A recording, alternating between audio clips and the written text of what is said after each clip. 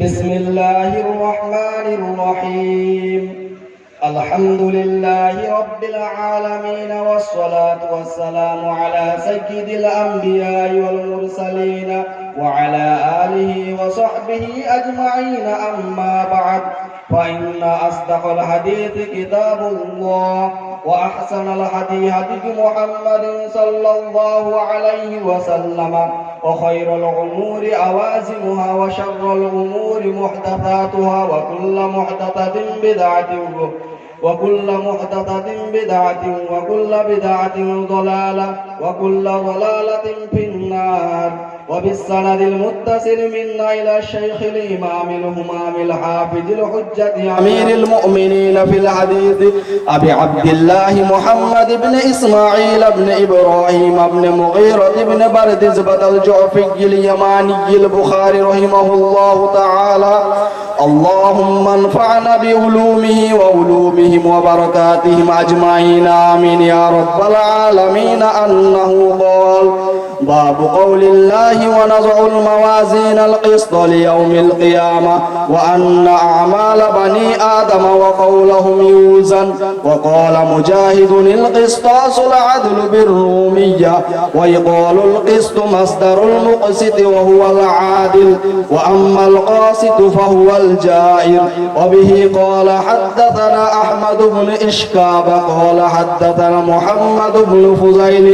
عن عمارة بن القعقاع عن أبي زرعة عن أبي هريرة رضي الله تعالى عنه قال: قال النبي صلى الله عليه وسلم: كلمتان حبيبتان إلى الرحمن، خفيفتان على اللسان، ثقيلتان في الميزان، سبحان الله وبحمده، سبحان الله العظيم.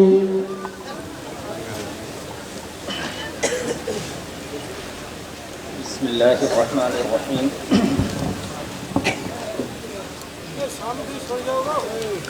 باب قول الله: ونضع الموازين القسط ليوم القيامة.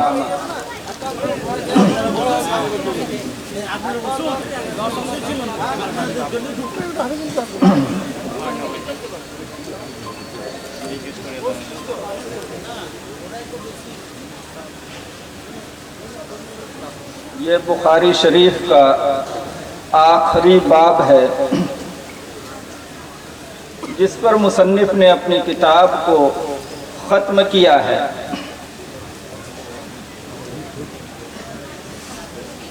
اب یہ طلبہ آج بخاری شریف جو اصح الکتب بعد کتاب اللہ ہے،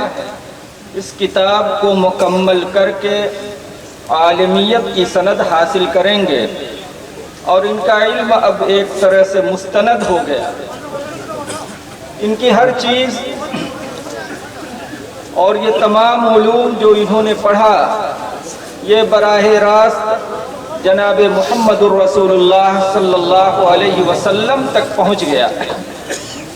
یہ سلسلہ یہاں پر ایک بات یہ قابل لحاظ ہے کہ اللہ تبارک و تعالی نے اس امت محمدیہ کو ایک ایسی عظیم خصوصیت عطا فرمائی ہے جو دنیا کی کسی بھی قوم کو نہ حاصل تھی نہ حاصل ہوگی، اور وہ عظیم خصوصیت یہ ہے کہ اللہ تبارک و تعالی نے اس امت کو صدیاں گزر جانے کے بعد بھی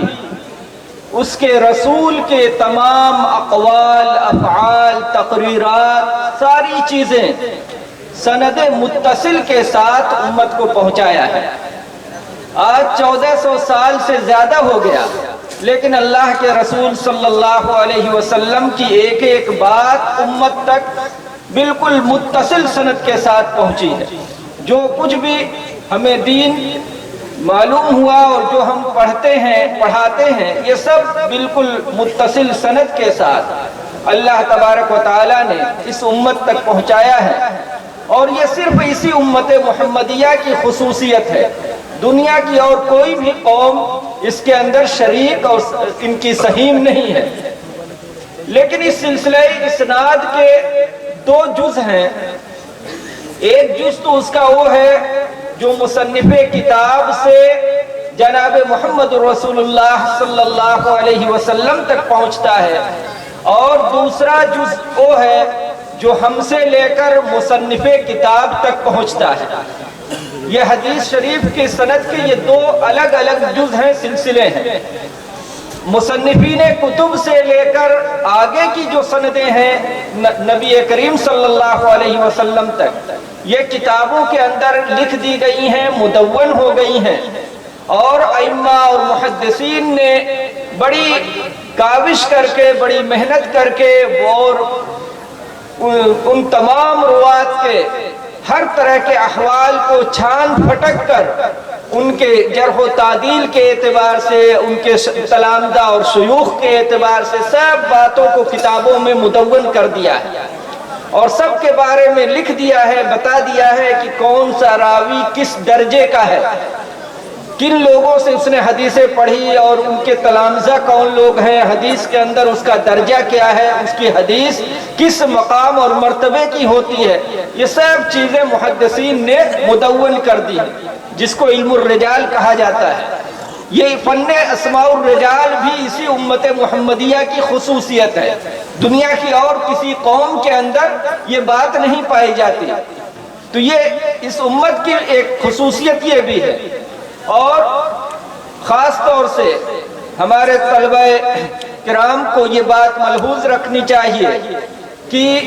حدیث شریف کی سند کا یہ دوسرا جو جز ہے، جو مصنف کتاب سے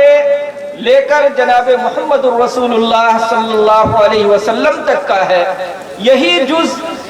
وہ اہم جز ہے جس پر حدیث شریف کی صحت اور سقم کا مدار ہوتا ہے۔ اسی کے اعتبار سے احادیث پر حکم لگتا ہے کہ یہ حدیث کس درجے کی ہے، صحیح ہے، حسن ہے، ضعیف ہے، موضوع ہے، تو اس کے درجات کا جو تعین ہوتا ہے روایت کے، وہ مصنف کتاب سے لے کر جناب محمد رسول اللہ صلی اللہ علیہ وسلم تک کی جو سند ہے اس کے لحاظ سے ہوتا ہے۔ اور مصنف کتاب سے نیچے کا جو سلسلہ اسناد ہے، جو ہم تک چلا آ رہا ہے اور ہمارے بعد بھی انشاءاللہ تا قیامت چلتا رہے گا، یہ دوسرا جو سلسلہ اسناد ہے، اب اس سلسلہ اسناد پر حدیث شریف کی صحت اور سقم کا مدار نہیں ہے، اس پر صحت اور سقم کا مدار نہیں ہے، بلکہ یہ تو اس امت کی ایک خصوصیت ہے، اور اس خصوصیت کو باقی رکھنے کے لیے اللہ نے یہ سلسلہ جاری فرمایا کہ ہر چیز متصل طور پر میری امت کے بعد کے لوگوں تک بھی میرے پیارے حبیب صلی اللہ علیہ وسلم کی پہنچتی رہے۔ تو یہ سند کے دو پہلو، دو جز ہوتے ہیں، تو یہ دوسرا جز جو ہے یہی اہم جز ہوتا ہے، لیکن آپ نے جو کچھ پڑھا وہ بھی آپ کا سب یہ علم کیا ہے، مستند ہو گیا۔ اب سند متصل کے ساتھ آپ جناب محمد رسول اللہ صلی اللہ علیہ وسلم تک آپ پہنچ گئے، اور یہی علم مستند جو ہے یہی معتبر ہے، ورنہ صرف معلومات کی حد تک اگر علم کو دیکھا جائے تو ایسے بہت سے لوگ ہیں جو بہت سی دینی معلومات کو حاصل کرنے والے ہیں، بلکہ مسلمانوں کے علاوہ غیروں میں بھی مستشرقین ایسے جو علوم قرآن، علوم حدیث کو بہت پڑھتے بھی ہیں، اس کی چھان پھٹک بھی کرتے ہیں، تحقیقات بھی کرتے ہیں، کتابیں بھی لکھتے ہیں، لیکن ان کا وہ علم مستند نہیں ہے، سند متصل کے ساتھ جناب محمد رسول اللہ صلی اللہ علیہ وسلم تک نہیں پہنچتا، وہ علم مستند نہیں ہے۔ اور جو آپ نے پڑھا ہے آپ کا یہ علم مستند ہے، آپ کو جو عالمیت کی اب سند مل رہی ہے، آپ نے جو کچھ پڑھ لیا ہے، اب آپ ان تمام علوم کے اندر گویا کہ براہ راست نبی کریم صلی اللہ علیہ وسلم تک اس سلسلے سے آپ مربوط ہو گئے اور جڑ گئے ہیں۔ تو یہ ایک خاص اہم پہلو ہے، جو وقت مختصر ہے اس لیے میں اپنی بات کو بہت مختصر کروں گا۔ اب یہاں امام بخاری رحمۃ اللہ علیہ نے جو یہ باب قائم کیا ہے اس پر میں کلام کروں گا، ورنہ تو یہ جو دوسرا سلسلہ سند ہے یہ بھی اتنا اہم ہے کہ اس پر بھی علماء نے مستقل کتابیں لکھی ہیں۔ جس طرح پہلے سلسلے پر مستقل علم رجال کی کتابیں ہیں، ویسے ہی دوسرا جو سلسلہ سند ہے اس پر بھی علماء نے مستقل کتابیں لکھی ہیں۔ ہر علاقے کے، ہر ملک کے جو معروف علماء ہیں انہوں نے اس پر کتابیں لکھی ہیں۔ ہمارے سلسلہ اسناد میں حضرت شاہ ولی اللہ محدث دہلوی رحمۃ اللہ علیہ جو مسند الہند کہلاتے ہیں، ہندوستان اور یعنی بر صغیر کے علماء کی سندیں تقریباً سب انہی تک پہنچتی ہیں، اس لحاظ سے ان کو مسند الہند کہا جاتا ہے۔ تو انہوں نے بھی اپنی سندوں کو مصنفین کتب تک جمع کیا ہے مستقل ایک رسالے کے اندر، جس کا نام انہوں نے رکھا ہے الارشاد الی مہمات الاسناد۔ چند ورق کا یہ رسالہ ہے، الارشاد الی مہمات الاسناد۔ اس کے بعد اسی طرح سے حضرت شاہ عبدالعزیز رحمۃ اللہ علیہ نے بھی اپنے رسالہ اجالہ نافعہ کے اندر، جہاں علم حدیث کی اور بہت سی بحثیں کی ہیں، وہیں پہ انہوں نے جو مشہور کتب حدیث جو ہیں متداول، ان کی سندوں کو بھی ذکر کیا ہے، یعنی اپنے سے لے کر مصنف کتب تک کی جو سندیں ہیں ان کو ذکر کیا ہے۔ اور بھی اس کے بعد کے علماء نے بھی اس کو جاری رکھا ہے، اس سلسلے کی تصنیفات کو۔ چنانچہ مولانا محمد محسن ترہتی ایک عالم ہیں، انہوں نے اپنے شیخ شاہ عبد الغنی مجددی رحمۃ اللہ علیہ کی سندوں کو جمع کیا ہے، اور اس کا نام الیانع الجنی رکھا ہے فی اسانید الشیخ عبد الغنی۔ اور اسی طرح ان کے بعد کے علماء نے بھی اس سلسلے کو باقی رکھا اور اس پر کام کیا، جیسے قریب کے حال کے عالم حضرت مولانا عاشق الہی برمی رحمۃ اللہ علیہ، جن کی وفات ابھی 1422 ہجری میں ہوئی، انہوں نے بھی مستقل ایک کتاب لکھ کر العناقید الغالیہ فی الاسانید العالیہ کے نام سے، جس کے اندر علماء دیوبند کی سندوں کو انہوں نے جمع کیا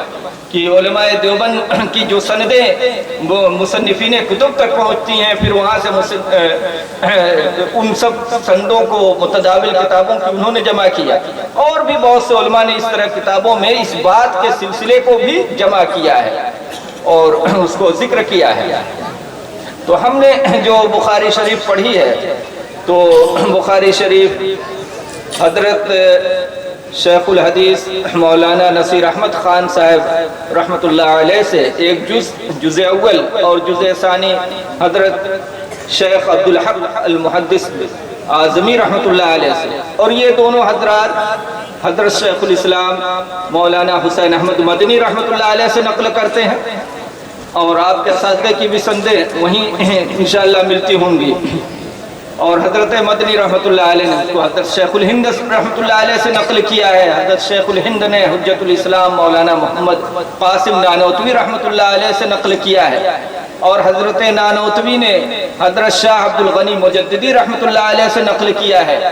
حضرت مجددی رحمۃ اللہ علیہ نے حضرت شاہ محمد اسحاق دہلوی ثم المکی رحمۃ اللہ علیہ سے نقل کیا ہے، انہوں نے حضرت شاہ عبدالعزیز محدث دہلوی رحمۃ اللہ علیہ سے، اور انہوں نے اپنے والد ماجد حضرت شاہ ولی اللہ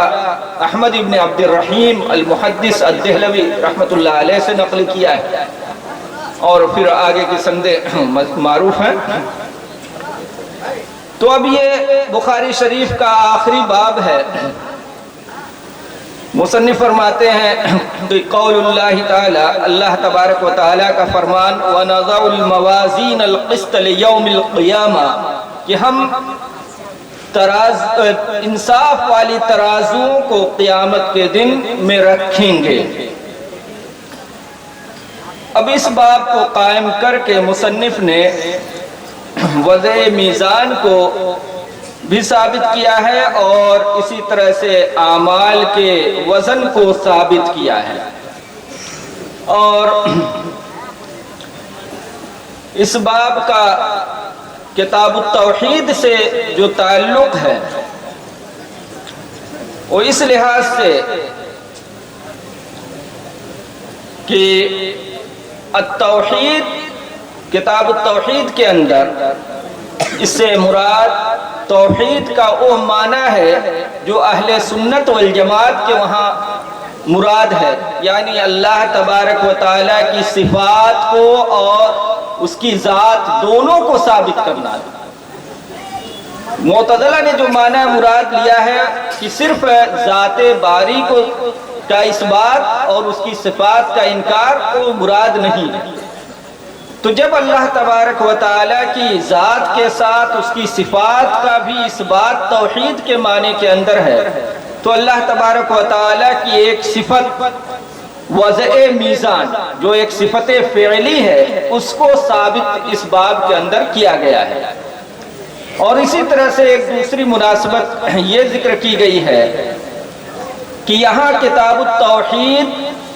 جو مصنف نے قائم کیا ہے یہ ایسا ہی ہے جیسا کہ متکلمین کے وہاں الہیات کا عنوان ہوتا ہے،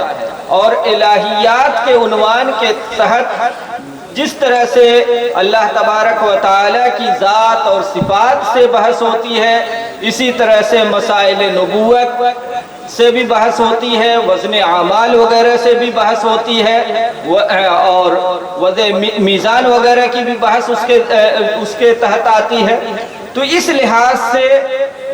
یہاں پر بھی توحید اسی طرح سے ایک عنوان ہے جس کے اندر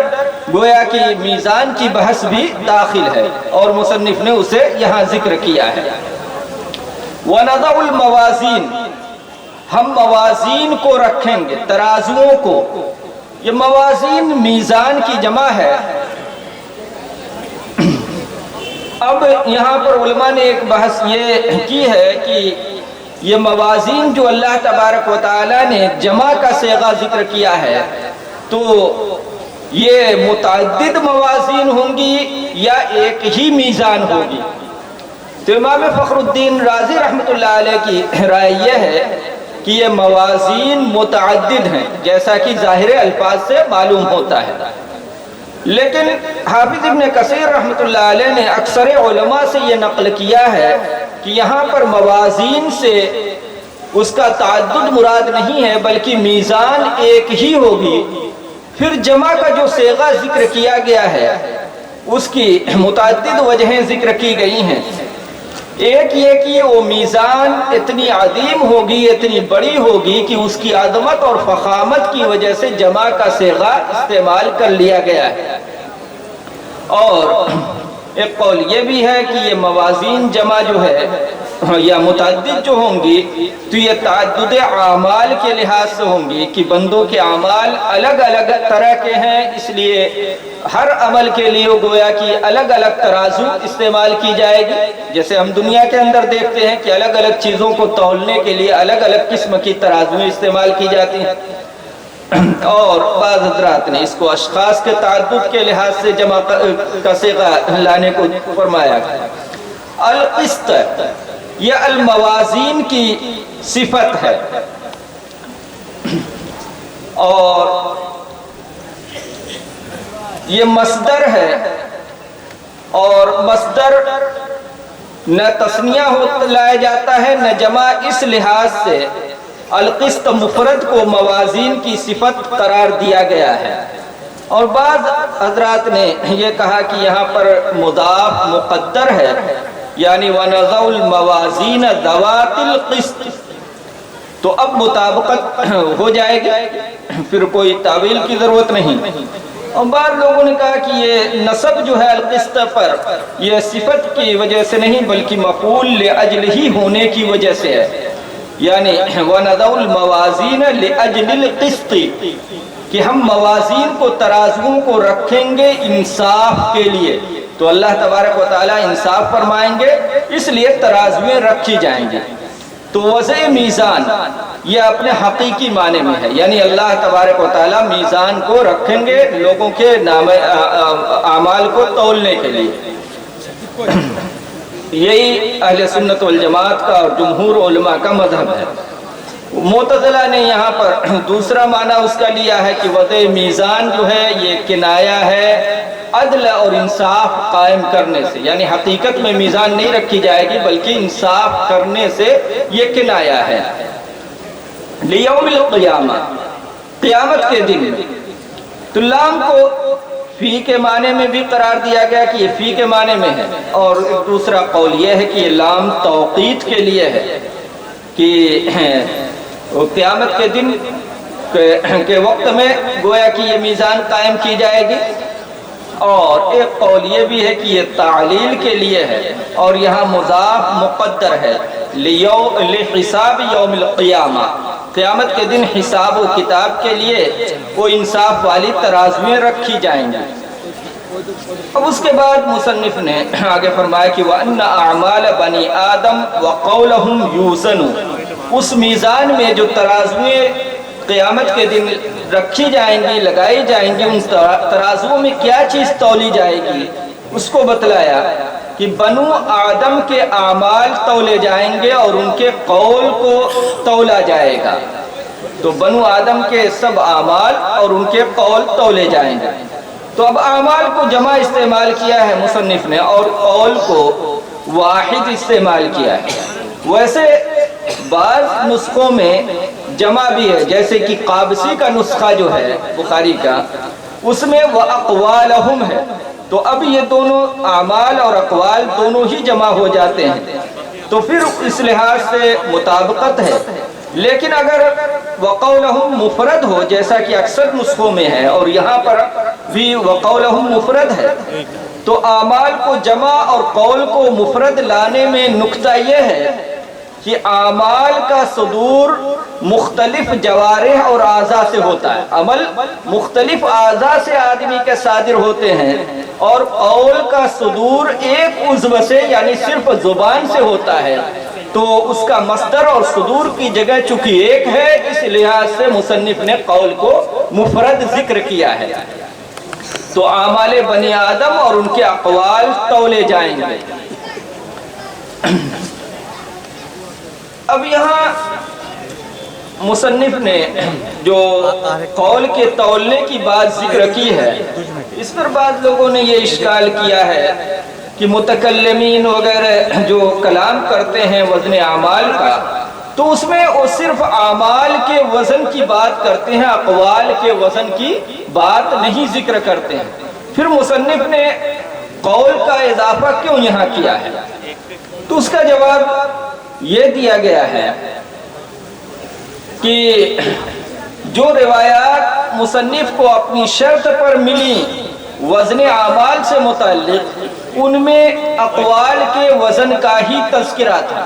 اعمال کے وزن کی صراحتاً جو ہے کوئی ان کو اپنی شرط پر روایت نہیں ملی، اس وجہ سے انہوں نے اقوال کا اضافہ کیا اور اسی کے ذریعے گویا کہ اعمال کے وزن کو بھی ثابت کیا۔ اور یہاں پر بھی جو روایت آ رہی ہے اس میں بھی کلمتان ہی کا ذکر ہے جس کے وزن کی بات ہے، جو قول ہی ہے۔ اور اسی طرح سے بنی آدم، اب یہ بنی آدم عام ہے لیکن یہ عام مخصوص منہ البعض ہے، عام مخصوص منہ البعض جسے آپ اصول فقہ میں پڑھ چکے ہیں۔ یعنی ظاہر تو یہ اس کا معنی ہے کہ تمام بنو آدم کے اعمال اور اقوال کا وزن ہوگا، لیکن تمام نہیں، اس میں سے کچھ مستثنا ہیں۔ وہ مستثنا کون ہے؟ حضرات انبیاء کرام، ان کے اعمال کا وزن نہیں ہوگا اس لیے کہ وہ سب معصوم ہیں۔ اور اسی طرح سے وہ 70,000 افراد جن کے بارے میں روایتوں کے اندر ذکر کیا گیا ہے کہ وہ بغیر حساب کتاب کے جنت میں داخل ہوں گے، تو اب ایسے لوگوں کا وزن نہیں ہوگا۔ تو یہ اس میں سے کچھ لوگوں کو خاص کر لیا گیا ہے۔ تو بنو آدم کے یعنی اعمال وزن کیے جائیں گے۔ اب یہاں پر علماء نے ایک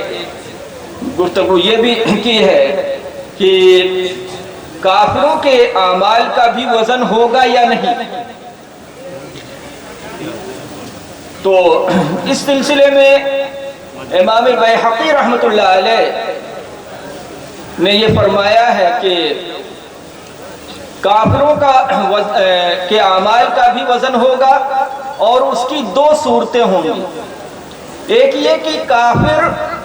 کا کفر اور اس کی معصیتیں جو ہیں ان سب کو ایک پلڑے میں رکھ دیا جائے گا اور دوسرا پلڑا اس کا خالی ہوگا، اس میں چونکہ کوئی نیکی ہے نہیں اس لیے وہ خالی ہوگا۔ اور بعض لوگوں نے ایسے کافروں کے بارے میں یہ کہا کہ جن کے اعمال کے اندر صرف کفر ہی کفر ہے، معصیت ہی ہے، ان کا بھی وزن نہیں ہوگا، بلا وزن ہی وہ کیا ہے جہنم میں ڈالے جائیں گے۔ البتہ وہ کفار جن کے اعمال میں کفر و معصیت کے ساتھ ساتھ دنیا کے اندر کچھ نیکیاں بھی انہوں نے کی ہیں دنیاوی لحاظ سے، تو اب ان کے اعمال تولے جائیں گے، یعنی کفر اور معصیتوں کو ایک طرف رکھا جائے گا ایک پڑھنے میں، اور دوسرے میں ان کی نیکیاں۔ لیکن کفر کی وجہ سے چونکہ ان کے گناہوں کا پڑھنا وہی بھاری ہوگا، اس لیے وہ جہنم میں ڈالے جائیں گے۔ اور اسی طرح سے بندوں کے جو اعمال تولے جائیں گے تو ان اعمال میں ایمان کا بھی وزن کیا جائے گا یا نہیں، اس سلسلے میں بھی علماء کی رائے مختلف ہے۔ بعض علماء نے تو یہ کہا کہ ایمان بھی تولا جائے گا نیکیوں کے ساتھ، اور اکثر علماء نے یہ کہا کہ ایمان نہیں بلکہ باقی اعمال کا وزن ہوگا، باقی جو اعمال ہیں ان کا وزن ہوگا۔ اور پھر اسی طرح سے یہاں پر علماء نے ایک بس یہ بھی ذکر کی ہے کہ یہ وزن جو ہوگا تو یہ براہ راست اعمال کا وزن ہوگا یا صحائف اعمال کا وزن ہوگا یا اشخاص کا یعنی عاملین کا وزن ہوگا۔ تو اس سلسلے میں بھی تینوں قول ہیں۔ بعض حضرات نے تو یہ کہا کہ اعمال ہی کا وزن ہوگا، اور امام بخاری رحمۃ اللہ علیہ کی بھی یہی رائے ہے، اکثر علماء کی یہی رائے ہے کہ خود اعمال ہی تولے جائیں گے۔ اور اس روایت سے بھی یہی معلوم ہوتا ہے کہ کلمتان جو ہے آگے جو ثقیلتان فی المیزان فرمایا گیا، یہ کلمے ہی میزان کے اندر رکھے جائیں گے اور یہ خود وزنی اور بھاری ہوں گے، تو اعمال کا وزن کیا جائے گا۔ اور بعض حضرات نے یہ کہا کہ صحائف کا یعنی اعمال ناموں کا وزن کیا جائے گا، میزان میں جو چیز رکھی جائے گی وہ لوگوں کے اعمال نامے جس میں ان کی نیکیاں اور گناہ لکھے گئے ہوں گے ان کو تولا جائے گا، صحائف کو۔ اور ان حضرات نے اس سلسلے میں جو دلیل دی ہے وہ حدیث بطاقہ کو پیش کیا ہے۔ حدیث بطاقہ یعنی جس کے اندر نبی کریم صلی اللہ علیہ وسلم نے یہ فرمایا کہ اللہ تبارک و تعالی قیامت کے دن تمام مخلوق کے سامنے میری امت میں سے ایک فرد کو الگ فرمائیں گے اور اس کے اعمال نامے کو اس کے سامنے رکھا جائے گا، اور اس کے اعمال نامے جو ہیں 99 دفتر ہوں گے، 99 دفاتر میں اس کے اعمال لکھے ہوئے ہوں گے، اور وہ اعمال جو دفاتر ہوں گے وہ تا حد نگاہ مثل مد البصر، کہ جہاں تک نگاہ جائے گی وہاں تک ان اعمال نامے اس کے پھیلے ہوں گے۔ تو اس طرح کے 99 دفاتر ہوں گے، اور ان سب 99 دفاتر کے اندر اس کے گناہ لکھے ہوئے ہوں گے۔ تو یہ سب دفاتر اس کے سامنے جب پیش ہوں گے تو اللہ تبارک و تعالیٰ فرمائیں گے کہ یہ تمہارے اعمال ہیں، کیا کوئی اس میں سے ایسا عمل ہے کہ جو تم نے نہ کیا ہو، میرے فرشتوں نے ظلم کر دیا ہو اور لکھ دیا ہو؟ تو وہ کہے گا کہ نہیں ہے میرے رب، ایسی کوئی بات نہیں ہے، یعنی یہ سب گویا کہ میرے ہی گناہ ہے۔ تو اللہ تعالیٰ فرمائیں گے کہ آج کے دن تم پر کوئی ظلم نہیں ہوگا، تمہاری ایک نیکی ہمارے پاس ہے، اور اس کے بعد ایک پرچہ رقعہ نکالا جائے گا، بطاقہ کہتے ہیں کارڈ کو کہہ لیں آپ، رقعہ کہہ لیں، پرچی کہہ لیں۔ تو ایک پرچی گویا کہ نکالی جائے گی جس پر کلمہ شہادت لکھا ہوگا، اشہد اللہ الہ الا اللہ واشہد ان محمد رسول۔ تو یہ کلمہ شہادت لکھا ہوا ہوگا، تو پرچی اس کو دی جائے گی کہ یہ ایک نیکی تمہاری ہمارے پاس ہے، اور آج چونکہ کسی پر ظلم نہیں ہوگا لہذا تم یہ نیکی بھی لے جاؤ اور اپنے اعمال کا وزن کراؤ، وزن کے پاس تم موجود رہو۔ وہ بندہ کہے گا کہ اتنے زیادہ گناہوں کے مقابلے میں یہ 99 دفتر جو نگاہ جہاں تک جا رہی وہاں تک پھیلے ہوئے ہیں، اس کے مقابلے میں یہ پرچی کی کیا حیثیت ہوگی؟ تو اللہ فرمائے گا کہ نہیں، آج تم پر کسی طرح کا کوئی ظلم نہیں ہوگا، تم اس کے وزن کے پاس حاضر رہو، موجود رہو۔ چنانچہ اس کا وزن کیا جائے گا تو اس کی ایک نیکی جو ہے وہ ایک پلڑے میں رکھی جائے گی، اور دوسرے پلڑے میں اس کے وہ معصیت والے 99 دفاتر جو ہیں، رجسٹر ہیں، جو نگاہ جانے تک پھیلے ہوئے ہیں، ان سب کو ایک طرف رکھا جائے گا۔ اور پھر اس کے بعد وہ چھوٹی سی پرچی جس پر کلمہ شہادت لکھا ہوا ہوگا، وہ پلڑا جھک جائے گا، بھاری ہو جائے گا، وزنی ہو جائے گا، اور روایتوں میں ہے کہ دوسرا پلڑا جو ہے تاشت، ہلکا ہو کر اڑ جائے گا، وہ اتنا اوپر۔ تو اب اس روایت سے یہ معلوم ہوا، اس میں آگے یہ بھی ہے کہ اللہ کے نام کے ساتھ اس سے وزن میں کوئی چیز بڑھ نہیں سکتی ہے۔ تو اب کلمہ شہادت کے مقابلے میں کوئی بھی چیز اس سے زیادہ وزنی نہیں ہو سکتی ہے۔ تو اب اس روایت سے، اس حدیث بطاقہ سے لوگوں نے یہ ثابت کیا ہے کہ اس سے معلوم ہوتا ہے کہ صحیفہ اعمال جو ہے، اعمال نامے جو ہیں وہ تولے جائیں گے، نہ کہ اعمال۔ تو ان لوگوں نے یہ دلیل دی ہے۔ اور بعض حضرات جو کہتے ہیں کہ خود عاملین کو تولا جائے گا، عمل کرنے والوں کو ہی تولا جائے گا میزان کے اندر، ان لوگوں نے اس سلسلے کی روایات کو پیش کیا ہے۔ ان میں سے ایک روایت حضرت عبداللہ ابن مسعود رضی اللہ تعالیٰ عنہ کے متعلق ہے کہ حضرت عبداللہ ابن مسعود رضی اللہ تعالیٰ عنہ کی پنڈلی ذرا پتلی تھی، پتلی دبلی تھی، جس کو دیکھ کر صحابہ کرام ہنسنے لگے۔ تو اس پر نبی کریم صلی اللہ علیہ وسلم نے فرمایا کہ رجل عبداللہ اثقل فی المیزان من احد، کہ حضرت عبداللہ ابن مسعود کی یہ پنڈلی، یہ پیر، یہ ٹانگ، جس کے دبلے اور پتلی ہونے کی وجہ سے تم ہنس رہے ہو، یہ میزان کے اندر احد پہاڑ سے بھی زیادہ بھاری اور وزنی ہے۔ تو اب اس سے معلوم ہو رہا ہے کہ خود اس عامل کو ہی تولا جائے گا۔ لیکن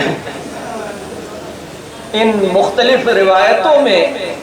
تطبیق علماء نے دی ہے اور بعد میں ترجیح کی صورت اختیار کی ہے۔ تو تطبیق دینے کے لیے، جمع کرنے کے لیے بعض حضرات نے یہ کہا کہ کبھی اعمال تولے جائیں گے تو کبھی صحائف تولے جائیں گے اور کبھی خود عاملین کو تولا جائے گا۔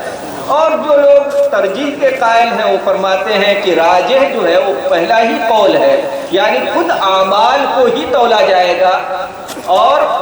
اس کے علاوہ جو روایات ہیں وہ روایات مؤول ہیں، ان کی تعویلیں کی جائیں گی۔ اب جیسے حدیث بطاقہ ہے تو اس حدیث بطاقہ کی مختلف تعویلیں کی گئی ہیں، توجیہیں کی گئی ہیں۔ مثلا یہ کہ وہاں پر حدیث بطاقہ میں جو اس صحیفے کے وزن کی جو بات ہے، تو اس صحیفے کے اندر بھی اصلاً جو وزن پیدا ہوگا وہ عمل کا ہی وزن ہے، تو عمل کی وجہ سے ہی وہ وزن پیدا ہوگا، تو اصلاً جو وزن ہے وہ عمل کا ہے، نہ کہ اس کاغذ اور ٹکڑوں کا۔ اور بعض حضرات نے یہ کہا کہ صحیفے کے اندر جو حدیث بطاقہ میں ہے،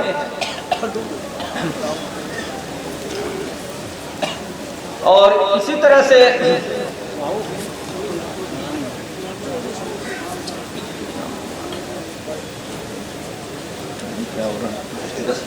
کتنے بجے ختم کریں گے؟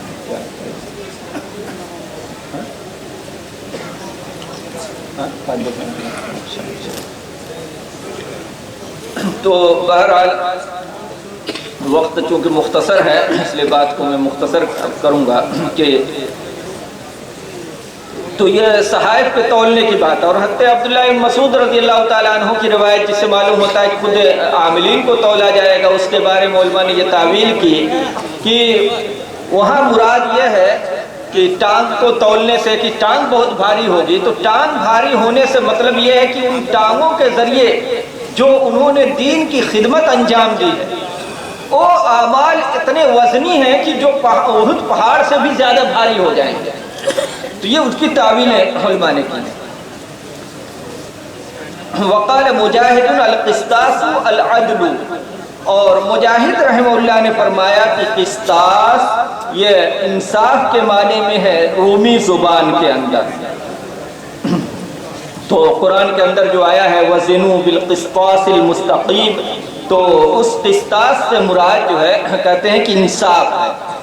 یہ رومی زبان کا لفظ ہے، تو اس سے معلوم ہوا کہ قرآن کریم کے اندر بھی دوسری زبانوں کے الفاظ بھی وارد ہوئے ہیں، اور علماء نے ان الفاظ کو جمع بھی کیا ہے۔ علامہ سیوطی رحمۃ اللہ علیہ نے ان سب کو جمع کر کے، متقدمین نے جو جمع کیا اور بعد کے لوگوں نے، کل 120 الفاظ ہوتے ہیں۔ تاج الدین سبکی نے 27 کو ذکر کیا ہے، حافظ ابن حجر نے اس پر 24 کا اضافہ کیا ہے، اور 69 الفاظ سیوطی نے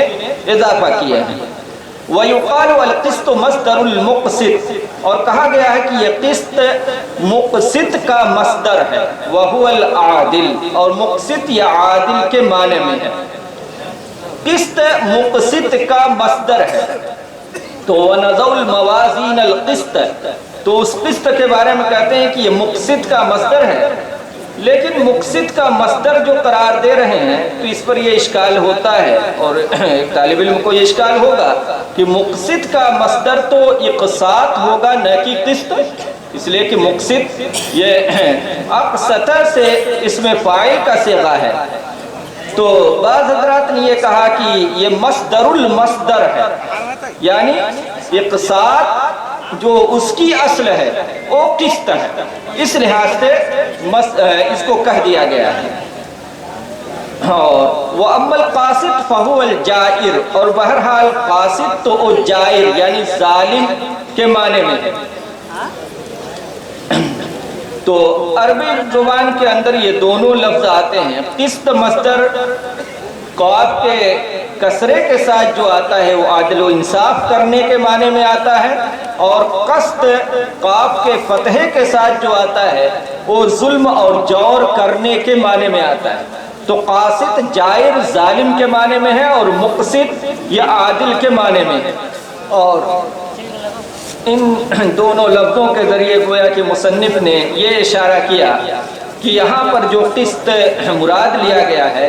یہ وہ ہے جو اللہ تبارک و تعالیٰ کے فرمان ان اللہ یحب المقسطین کے اندر آیا ہے کہ مقسطین انصاف کرنے والے، تو وہ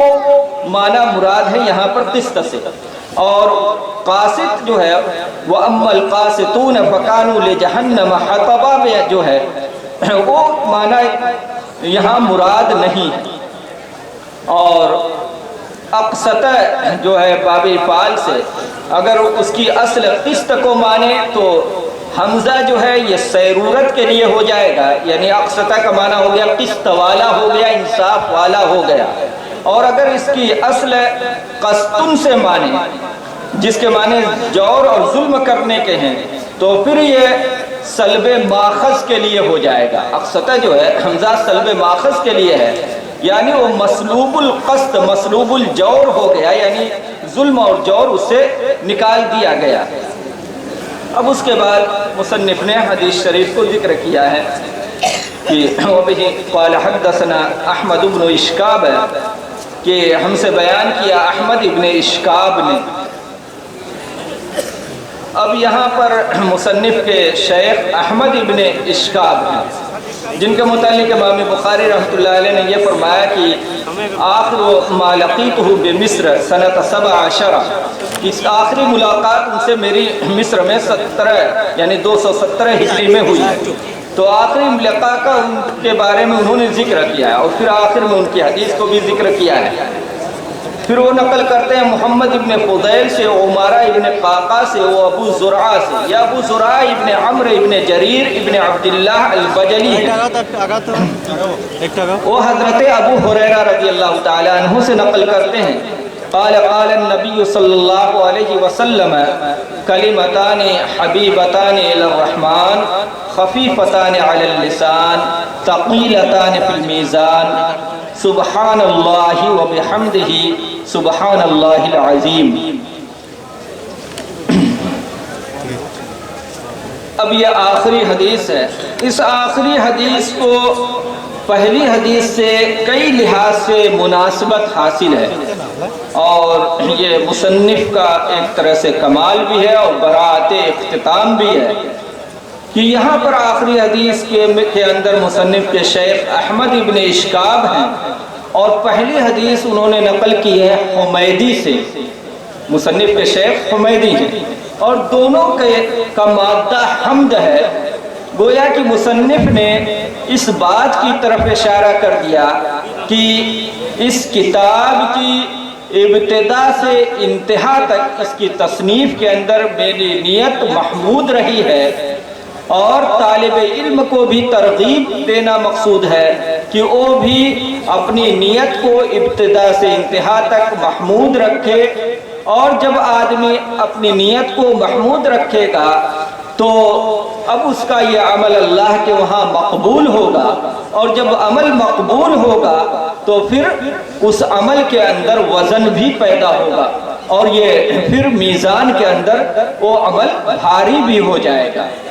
اور اسی طرح سے ایک اہم مناسبت ان دونوں روایتوں کے اندر ایک یہ بھی ہے کہ پہلی حدیث حضرت عمر ابن خطاب رضی اللہ تعالیٰ عنہ سے نقل کی ہے مصنف نے، انما الاعمال بالنیات والی حدیث، اس کے راوی حضرت عمر ابن خطاب رضی اللہ تعالیٰ عنہ ہیں، اور اس حدیث کے راوی حضرت ابو ہریرہ رضی اللہ تعالیٰ عنہ ہیں، اور یہ دونوں کی دونوں صحابی مہاجر ہیں، دونوں مہاجر ہیں۔ تو گویا کہ دونوں مہاجر صحابی کی ابتدا اور انتہا میں روایت لا کر مصنف نے یہ اشارہ کر دیا کہ گویا طلب علم کے لیے ہجرت کرنی پڑتی ہے، وطن چھوڑنا پڑتا ہے، رشتہ داروں کو چھوڑنا پڑتا ہے، لذائذ کو چھوڑنا پڑتا ہے، اور اس سے بڑھ کر معصیتوں کو چھوڑنا پڑتا ہے۔ اس لیے کہ حدیث شریف کے اندر ہے کہ المسلم من سلم المسلمون من لسانہ ویدہ والمہاجر من حجر ما نہى اللہ عنہ، کہ مہاجر حقیقت میں وہ ہے جو ان چیزوں کو چھوڑ دے جن سے اللہ نے منع کیا ہے، اللہ نے جن چیزوں سے روکا ہے ان کو چھوڑ دے، وہ حقیقی مہاجر ہے۔ تو اس لیے اللہ تبارک و تعالیٰ نے جن چیزوں سے منع کر دیا ہے، روک دیا ہے، ان تمام چیزوں کو چھوڑ دیا جائے، تو یہ اشارہ فرمایا۔ اور اسی طرح سے ان دونوں حدیثوں میں ایک مناسبت یہ بھی ہے کہ پہلی روایت کے اندر انما الاعمال بالنیات کے اندر تصحیح نیت کو مصنف نے ذکر کیا ہے، اخلاص کو ذکر کیا ہے، اور یہاں پر آخری روایت کے اندر وزن اعمال کو اور عمل کے ثقیل فی المیزان ہونے کو ذکر کیا ہے۔ تو یہ بتلا دیا کہ اعمال کے اندر ثقل اور وزن پیدا ہوگا اخلاص کے ذریعے، لہذا شروع سے ہی اخلاص کو اختیار کرے، اور تو جو عمل اخلاص کے ساتھ کرے گا اور جس قدر زیادہ اخلاص ہوگا اتنا ہی زیادہ وزنی اس کا وہ عمل میزان کے اندر ہوگا۔ اور پھر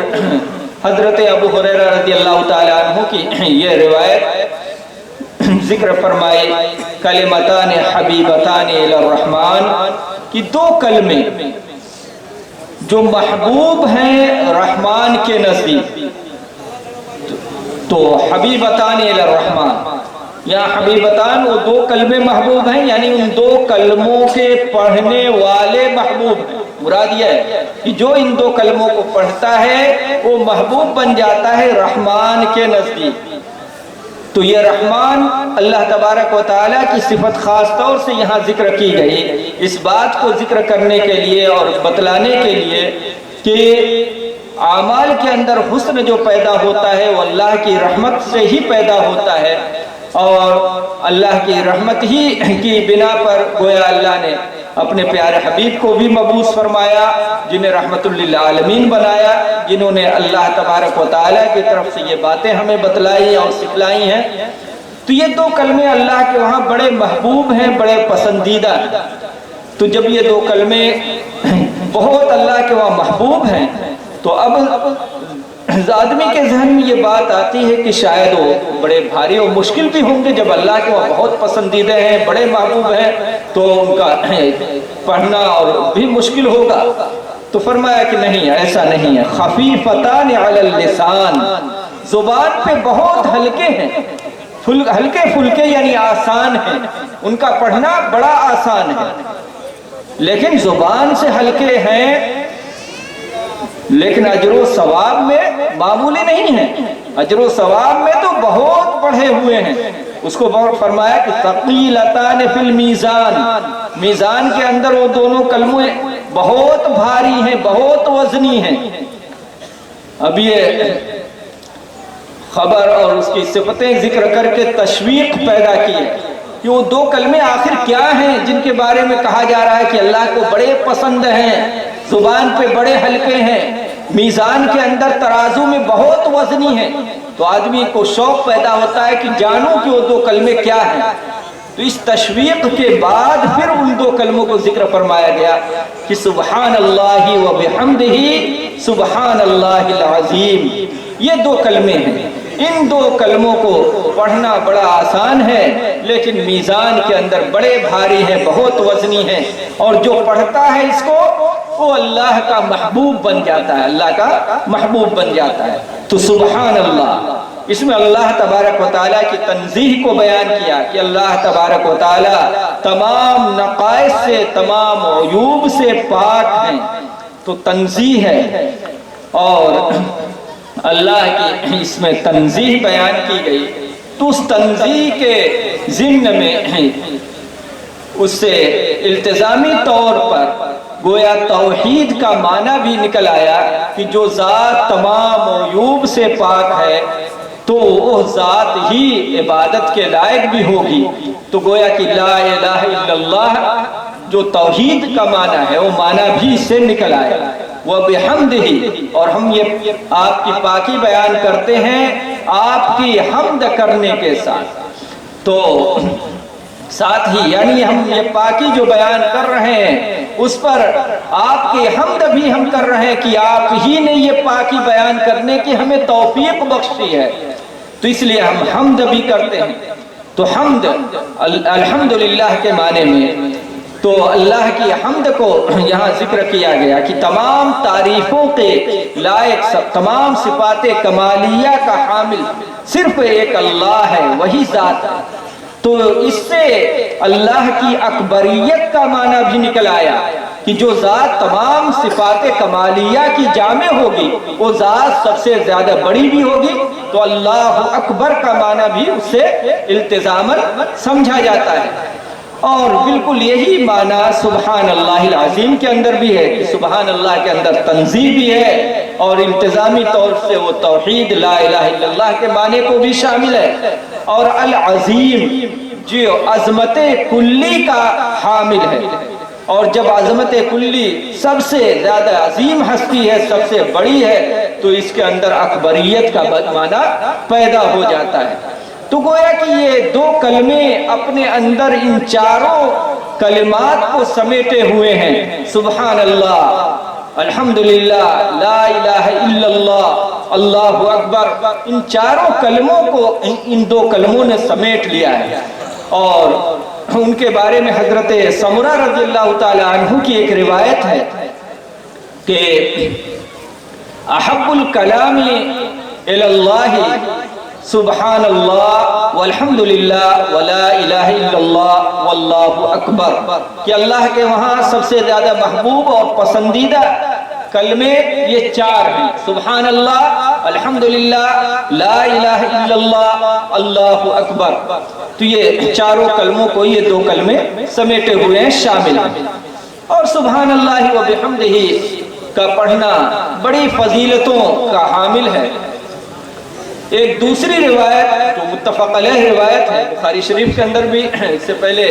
948 صفحے پہ مصنف نے بھی اسے ذکر کیا ہے، حضرت ابو ہریرہ رضی اللہ تعالی عنہ کی روایت ہے،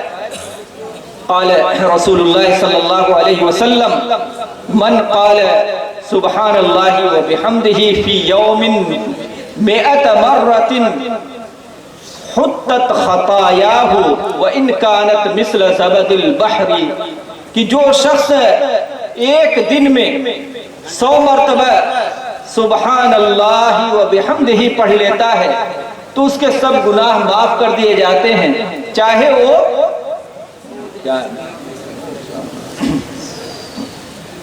تو سبحان اللہ و بحمدہ جو 100 مرتبہ پڑھتا ہے تو اس کے سب گناہ معاف کر دیے جاتے ہیں، چاہے وہ سمندر کے جھاگ کے برابر۔ تو صرف ایک کلمہ پڑھنے پر سبحان اللہ و بحمدہ، جب ایک کلمہ پڑھنے پر اتنی فضیلت ہے کہ 100 مرتبہ آدمی ایک دن میں پڑھ لے تو اس کے سب گناہ معاف ہوتے ہیں، تو پھر دونوں کلموں کو جو پڑھے گا تو اس کا اجر و ثواب تو اور بڑھ جائے گا۔ تو اس کا سبحان اللہ و بحمدہ سبحان اللہ العظیم، ان دونوں کلموں کو اگر آدمی پڑھے گا تو اس کے جو سیئات ہیں وہ معاف ہوں گے، اور اگر سیئات نہیں ہیں تو رفع درجات کا یہ باعث بنیں گے۔ تو اس لیے ان دونوں کلموں کی ایک تسبیح پڑھنے کو لازم کریں کہ سبحان اللہ و بحمدہ سبحان اللہ العظیم، روزانہ ایک تسبیح یعنی 100 مرتبہ ہر آدمی پڑھے گا۔ سب لوگ اس پر تیار ہیں؟ ہاں، ہر آدمی کوشش کرے کہ ہم اس تسبیح کو روزانہ پڑھیں گے، اور ابھی بھی پڑھتے رہیے، بیٹھے پڑھتے رہیے سبحان اللہ و بحمدہ سبحان اللہ العظیم۔ تو بڑے جامع گویا کہ یہ کلمات ہیں، اللہ تبارک و تعالی کا محبوب بنانے والے یہ کلمات ہیں، جو کثرت سے پڑھے گا اللہ کا محبوب اور پیارا بن جائے گا۔ اور ایک روایت میں حضرت عبداللہ ابن مسعود رضی اللہ تعالیٰ عنہ نے نقل کی ہے کہ حضرت نبی کریم صلی اللہ علیہ وسلم نے فرمایا کہ لقیت ابراہیم اللیلۃ اسری بی فقال یا محمد اقرئ امتک منی السلام واخبرهم ان الجنۃ طیبۃ التربہ وعذبۃ الماء وانها قیعان وَأَنَّ غِرَاسَهَا سُبْحَانَ اللَّهِ وَالْحَمْدُ لِلَّهِ وَلَا إِلَهَ إِلَّا اللَّهِ وَاللَّهُ أَكْبَرُ کہ جناب محمد رسول اللہ صلی اللہ علیہ وسلم فرماتے ہیں کہ جس رات میری اسراء ہوئی اس رات میری ملاقات حضرت ابراہیم علیہ السلام سے ہوئی، تو انہوں نے فرمایا کہ اے محمد صلی اللہ علیہ وسلم، آپ اپنی امت سے میرا سلام کہیے گا، علیہ وعلا نبینا الصلاۃ والسلام۔ آپ سب کو حضرت ابراہیم علیہ السلام نے سلام کہا ہے، اس لیے ان کے سلام کا جواب دینا چاہیے، علیہ وعلا نبینا الصلاۃ والسلام۔ کہ حضرت ابراہیم علیہ السلام نے کہا کہ اپنی امت کو میرا سلام بھی کہیے گا، اور یہ بتلا دیجئے گا کہ جنت جو ہے اس کی مٹی بڑی پاکیزہ ہے، بڑی عمدہ ہے، بڑی زرخیز ہے، بہت اگانے والی ہے، عذبۃ الماء، اور جنت کا پانی بھی بڑا شیریں ہے، جو پودوں کے لیے بڑا مفید ہے کہ جہاں کھیتی خوب بڑھے گی۔ اور کیا فرمایا کہ وَأَنَّهَا قِيعَانٌ، لیکن وہ جنت کیا قیان ہے، چٹیل میدان ہے۔ اب وہاں پودے کیسے لگیں گے اس چٹیل میدان میں؟ وہ پودے لگیں گے وَأَنَّ غِرَاسَهَا سُبْحَانَ اللَّهِ وَالْحَمْدُ لِلَّهِ وَلَا إِلَهَ إِلَّا اللَّهِ وَاللَّهُ أَكْبَرُ۔ آپ سبحان اللہ ایک مرتبہ پڑھیں گے تو جنت میں آپ کے لیے ایک پودا لگ گیا، الحمدللہ ایک مرتبہ آپ نے کہا تو آپ کے لیے ایک پودا جنت میں لگ گیا، ایک درخت، لا الہ الا اللہ ایک مرتبہ کہا تو جنت میں آپ کے لیے ایک درخت لگ گیا، اور اللہ اکبر آپ نے ایک مرتبہ پڑھا تو جنت میں آپ کے لیے درخت لگ گیا۔ تو اب ان کلمات کو خوب پڑھنا چاہیے، کیوں؟ اس لیے کہ جنت کوئی چھوٹی موٹی چیز نہیں ہے، 10-20 بیگھے یا 100 200 400 یا 1000 2000 بیگھے نہیں ہے، بلکہ سب سے ادنا درجے کا جو جنتی ہوگا اس کی بھی جو جنت ہوگی اس دنیا سے 10 گنا بڑی ہوگی۔ تو اب اس میں کتنے درخت لگانے کی ضرورت ہے؟ تو کتنی زیادہ ہم کو تسبیح پڑھنے کی ضرورت ہے۔ خوب خوب تسبیحات کو پڑھیے، اللہ والوں سے اپنے تعلق کو قائم کیجئے، جوڑیے، ان کی رہنمائی میں اپنا تزکیہ نفس بھی کیجئے، اور تسبیحات کا خوب اہتمام بھی کیجئے۔ سمجھ رہے ہیں؟ عمل کی نیت سے سنیے، اور عمل اللہ تبارک و تعالی ہم سب کو عمل کی توفیق بخشے۔ تو اب یہ جنت جو ہے قیان ہے، چٹیل میدان۔ اب اس کے بارے میں علماء نے اور بحثیں کی ہیں کہ وہ درخت جو لگتے ہیں تو حضرت گنگوہی رحمۃ اللہ علیہ کی تو رائے یہ ہے کہ اس کا حال یہ ہے کہ وہ جنت میں وہ پودے ایک جگہ ہیں، جیسے آپ دھان کی کھیتی میں دیکھتے ہیں کہ پہلے پودوں کو ایک جگہ اگایا جاتا ہے، پھر وہاں سے روکتے ہیں، دوسری جگہ لے جاتے ہیں، تو گویا کہ جنت میں اکٹھے ایک جگہ ہیں لگے ہوئے۔ اب جب آپ تسبیح پڑھتے ہیں تو وہاں سے وہ پودا جا کر اپنی جگہ میں وہ گویا کہ لگ گیا۔ اور حضرت ملا علی قاری رحمۃ اللہ علیہ کی رائے یہ ہے، وہ یہ فرماتے ہیں کہ آیت کریمہ کے اندر ہے کہ لمن خاف مقام ربہ جنتان، کہ جو شخص اپنے رب کے سامنے کھڑا ہونے سے ڈرتا ہے اس کے لیے دو دو جنتیں ہیں۔ تو ہر مومن کو دو دو جنتیں عطا کی جائیں گی۔ تو ایک جنت میں تو اللہ تبارک و تعالیٰ نے سب چیزیں مہیا کر دی ہیں، سارے محلات، پیڑ پودے، پھول، ساری ضرورت کی چیزیں، اور دوسرا جو ایک دوسری جنت ہے وہ آپ کے اعمال سے وہاں پودے لگیں گے، تو اس کو آباد کرنے کے لیے آپ خوب کثرت سے تسبیحات پڑھیے۔ اور جنت کے اندر محل کیسے بنے گا اس کے بارے میں روایات مختلف چیزوں پر ذکر آیا ہے۔ ایک روایت حضرت ابو ہریرہ رضی اللہ تعالیٰ عنہ کی ہے کہ آپ نے فرمایا کہ آپ صلی اللہ علیہ وسلم نے کہ من قرأ قل هو اللہ احد 10 مرات بني له قصر في الجنة، ومن قرأ 20 مرة بني له قصران، ومن قرأ 30 مرة بني له صلاة، کہ جو شخص 10 مرتبہ قل هو اللہ احد پڑھتا ہے تو جنت میں اس کے لیے ایک محل تعمیر کر دیا جاتا ہے۔ 20 مرتبہ پڑھے گا تو 2 محل تعمیر ہو گئے، اور 30 مرتبہ قل هو اللہ احد پڑھے گا تو 3 محل تعمیر ہو گئے۔ تو اب بتائیے جنت بہت بڑی ہے تو وہاں زیادہ سے زیادہ محل کی بھی ضرورت ہوگی، اور وہ جنت کا محل اب قل هو اللہ احد 10 مرتبہ پڑھنے میں کتنا وقت لگتا ہے؟ ابھی اگر کہا جائے کہ بنگال کا سب سے جو عالی شان محل ہے وہ آپ کو مل جائے گا، آپ بشرطے کہ 1 مہینہ مسلسل رات بھر آپ کو جاگ کر محنت کرنی پڑے گی، تو دیکھیے لاکھوں افراد ابھی تیار ہو جائیں گے اس کو حاصل کرنے کے لیے۔ اور کہا جائے کہ دنیا کا سب سے عالی شان محل مل جائے گا تو اس پورے سال چاہے رات بھر جاگ کر محنت کرنی رہے تو بھی کروڑوں لوگ تیار ہو جائیں گے۔ تو اللہ تبارک و تعالیٰ فرما رہے ہیں کہ 10 مرتبہ قل هو اللہ احد پڑھ لو تو جنت کے اندر ایک محل بن جائے گا، اور وہ جنت کا محل پوری دنیا یا دنیا کی کوئی چیز اس کے ذرے کے برابر بھی نہیں ہے۔ تو اب اتنا عالی شان محل بنانے کے لیے اگر ہمارے 5 منٹ 10 منٹ لگ رہے ہیں تو کیا مشکل ہے؟ اس لیے اس کا خوب اہتمام کیجیے۔ اللہ تبارک و تعالیٰ ہم سب کو عمل کی توفیق عطا فرمائے۔ تو بات بہت لمبی ہو گئی، وقت مختصر ہو گیا۔ اللہ تبارک و تعالی ہم سب کو اعمال کی اور نیک اعمال کی توفیق عطا فرمائے۔ اور بخاری شریف کے ختم پر دعا کی قبولیت یہ مجرب ہے، اور اللہ تبارک و تعالی دعاؤں کو قبول بھی فرماتے ہیں، اس لیے اہتمام کے ساتھ دعا بھی فرمائیں۔ حضرت دعا فرمائیں گے۔